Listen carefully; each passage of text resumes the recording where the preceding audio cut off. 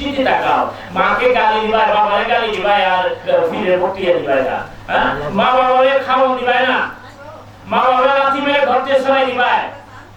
আর তুমি পীর সাহেবকে ভর্তি দিবা, পীর সাহেবকে কোটি কোটি টাকা দিবা। পীর সাহেবকে টাকা দিবার আগে জিজ্ঞাসা করতে হবে, মা তুমি ভাত খেয়েছো কি? তোমার বাড়িতে পীর সাহেবকে দাওয়াত দিচ্ছ, পীর সাহেবকে দাওয়াত দেওয়ার আগে দেখবে তোমার মা এবং বাবাকে দাওয়াত দিয়েছে কিনা। পীর সাহেব যদি খাঁটি হয়ে থাকে, পীর সাহেবও খোঁজ করতে হবে তোমার মা কোথায়, তোমার মা কোথায়, আনো তোমার মাকে। ওই পীর সাহেবের ভক্তি হয়ে, শ্রদ্ধা হয়ে দুনিয়াও পাবেন, আখিরাতও পাবেন। দুনিয়া এবং আখিরাতটা কিন্তু আমাদের জন্য, দুনিয়াটা কিন্তু আখিরাতের নকল। দুনিয়াতে যেমন জেল আছে, সুখ আছে, শান্তি আছে, আখিরাতে যত ইল্লিনবাসী হবেন, সিজ্জিনবাসী হবেন। কিন্তু যা যে আমলে নিচ্ছেন সেটা কিন্তু আনামত থাকবে। আপনি সুদৃষ্টিতে যখন মা বাবার দিকে তাকাবেন, একটা কবর হজের সওয়াব হয়ে যাবে।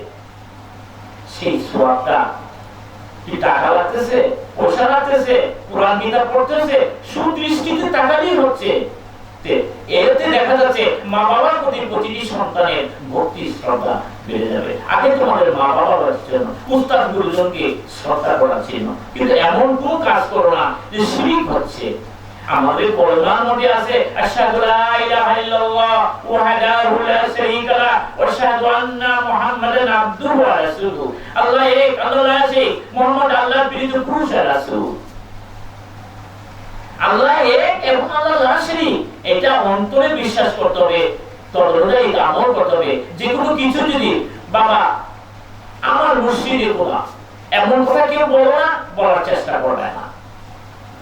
এখন একটা কথা প্রায় বলে থাকে, যে মুর্শিদ সেই রাসূল সেই খোদা, এই কথা কয় না কোরআন, কয় না লালনে, কয় কথা কোরআনে। এই ধরনের আকীদা নেবেন না। হ্যাঁ, আতিউল্লাহ আতা রাসূল উলিল আমর মিনকুম, আল্লাহকে মানেন, আল্লাহকে ভয় করেন, রাসূলের তাবিদারি করুন। তবে দেখা যাচ্ছে আল্লাহকে পেতে হলে রাসূলের আবশ্যক বেশি, এবং রাসূলকে পেতে গেলে রাসূল বলেন উলিল আমর মিনকুম। আয়াতে বলা আছে তোমরা আলিম ওলামা একরাম পীর সাহেব সরদারদেরকে অনুসরণ করো। কাজেই আল্লাহকে পেতে হলে নবীকে, মুর্শিদকে পীর ধরার পরে উসিলা পোষণ করবেন, এবং তখন গিয়া রাসূলকে চেনার চেষ্টা করবেন। আর রাসূলকে চিনলেই আল্লাহকে চেনা যাবে। যে ব্যক্তি নবীকে চিনে না, আল্লাহ রাসূলকে তারও চিনে না, তোমার মসজিদ ধরছো, পীরের হুকুম আকাম নিয়ম নীতি আইন কানুন কিছু তুমি মানতে রাজি না, তাহলে কিভাবে তুমি কাল হাসরের মাঠে সাফায়াত পাবা? প্রত্যেকটা জিনিসই কোরআনের এবং হাদিসের বাইরে নয়, পীর ধরার মধ্যে কোরআন এবং হাদিসের বাইরে কোনো কিছু নয়। তবে আমার অনুরোধ, আমরা যেন সবাইকে কোরআন এবং হাদিসের দৃষ্টিতে বোঝাতে পারি, সেই তৌফিক আল্লাহ পাক আমাদেরকে দান করুন।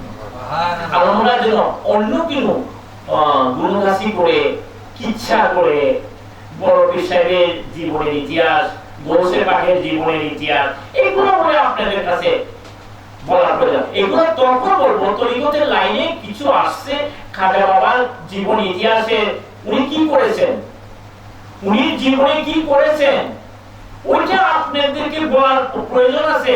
যে আমরা যখন খাজা বাবার ভক্ত হচ্ছি, তা আমরাও এটা করবো। সেটা খোদা আলী মুসিবুসার সিন্নি করতেছি, অর্থাৎ আল্লাহর রাস্তে মওলা আলী নামে সিন্নি করে আমরা বিতরণ করছি। কিন্তু মওলা আলী কেমন ছিলেন? উনি যে বেলায়েতের সম্রাট ছিলেন, কি সাধারণ বেলায়েতের সম্রাট কি ছিলেন? উনি কি নামাজ পড়ছেন না পড়েন নাই? উনি কোথায় জন্ম নিয়েছিলেন? উনি খানায়ে কাবার ভিতরে জন্ম নিয়েছিলেন।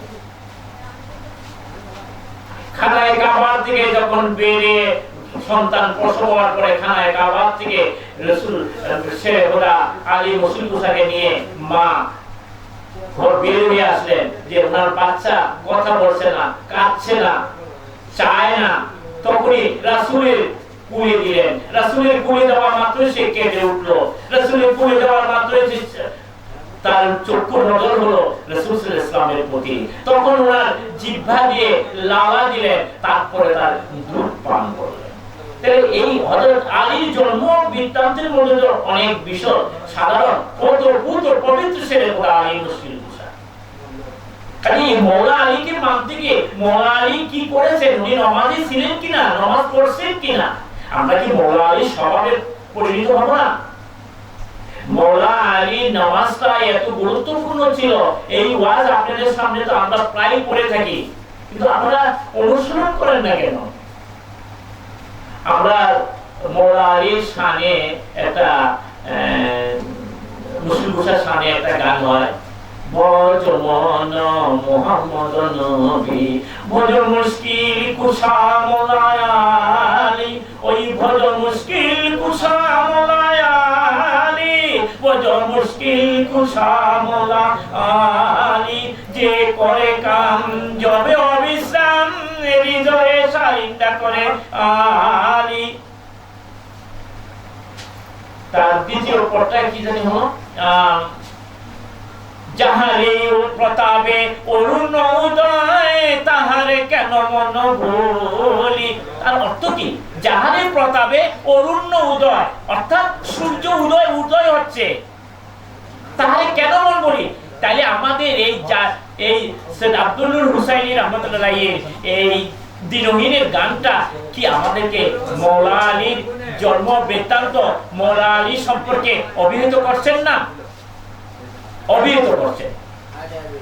মওলা আলী শেরে খোদা এই যে শানের মধ্যে বলছে, যাহারি প্রতাপে অরুণ উদয় তাহারে কেন মন বলি, অর্থাৎ অরুণ বলতে কি? সূর্য। শেরে খোদা আলী মুর্শিদ কুশা রাসূল সাল্লাল্লাহু আলাইহি ওয়াসাল্লামের বসা ছিলেন, এমনি অবস্থায় আল্লাহ রাসূলের নিদ্রা আসছে, শেরে খোদা মওলা আলীর উরুর মধ্যে মাথা রেখে একটু ঘুমালেন, একটু নিদ্রা যাচ্ছে, তৎক্ষণাৎ পর্যন্ত ঘুমাতে গিয়ে ওনার সন্ধ্যা হয়ে যাচ্ছে।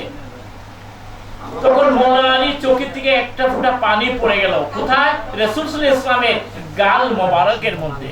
তার কারণ হচ্ছে, এর জন্যই উনি দুঃখ, রাসূল সাল্লাল্লাহু আলাইহি ওয়াসাল্লাম হঠাৎ জাগ্রত হয়ে গেলেন যে, এই আলী তুমি কি হচ্ছে, তুমি কাঁদছো কেন? আলী তুমি কাঁদছো কেন? তুমি কি নামাজ পড়ো, নামাজের জন্য কাঁদছো? না না না, এখনই তোমার নামাজ, তুমি নামাজ পড়ো। দেখো হে সূর্য তুমি উদয় হও, আমার আলী এখন আসরের নামাজ আদায় করবে। যথাসময়ে সূর্য উদয় হতে বাধ্য হয়েছিল। কার হুকুমে? রাসূলের হুকুমে। কিন্তু কার জন্য? আলীর জন্য। কি যে জন্য? আলীর জন্য। কেন সূর্য উঠলো? নামাজ আদায় করার জন্য। মওলা আলীর হুকুমে, মওলা আলীর জন্য যদি নামাজ পড়া, তাহলে তো মওলা আলী মুর্শিদ কুশার নামাজটা অত্যন্ত প্রয়োজন ছিল কিনা? অত্যন্ত প্রয়োজন ছিল বলে আল্লাহ রাসূল বলেছেন, হ্যাঁ আমার মওলা আলী মুর্শিদ কুশার নামাজ তুমি আদায় করো। তো মওলা আলীর কি নামাজ পড়ার জন্য সূর্য উদয় হতে পারে পশ্চিম দিকে, আর নামাজ পড়ে যখন আসসালামু আলাইকুম ওয়া রাহমাতুল্লাহ, আসসালামু আলাইকুম ওয়া রাহমাতুল্লাহ বলে তৎক্ষণাৎ আবার আযান দিল। মওলা আলী মুশকিল মুসা বলে, ইয়া রাসূলুল্লাহ আযান দিয়েছে, হ্যাঁ মাগরিবের টাইম এখন, তুমি নামাজ আদায় করো। তা আমরা